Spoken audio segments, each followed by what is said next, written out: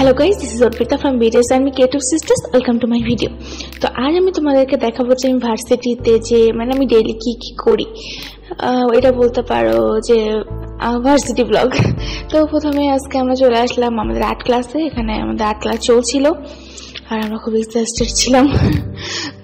তো এই তো সবাই দেখতেই পাচ্ছ যে আর্টের কাজ করছে যে যার মতো করে। আমাদের কালার হুইল করার কথা ছিল ওই দিন, এই যে আমিও এখানে আমার কালার হুইলটা করছিলাম। এখানে সবাই সবার মতো করে ট্রাই করছিল কালার হুইলটা করার। প্রত্যেকের কালার হুইলটা কিন্তু অনেক বেশি সুন্দর হচ্ছিল। আর এখানে স্যার হলো আমাদের আগের যেটা আমরা প্রজেক্ট সাবমিশন করেছিলাম সেটার নাম্বারিং করছিল। দেন আমরা চলে আসলাম আমাদের বড়দের কাজগুলো দেখতে। আমাদের স্যারে আমাদেরকে বললো যে আমাদের বড়রা যারা কাজ করেছে 8 সেমিস্টার অর 9 সেমিস্টার ছিল মেবি, আমার ঠিক খেয়াল নাই। যাই হোক, তো তাদের কাজগুলো দেখছিলাম, এত সুন্দর কাজ করেছে বড়রা, আমার তো এত ভালো লাগছিল আর মনে হচ্ছিল কবে আমিও করব।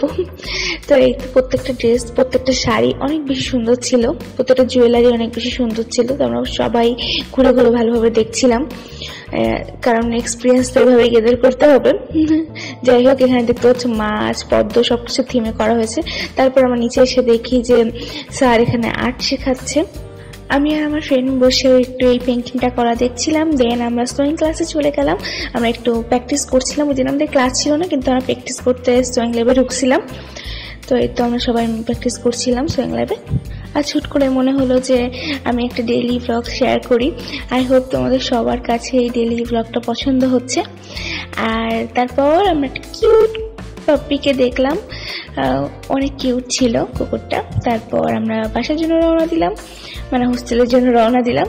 আই হোপ তোমাদের সবার কাছে এই ভিডিওটা ভালো লেগেছে। If you like the video, please share and subscribe. Thank you for watching. Love you all.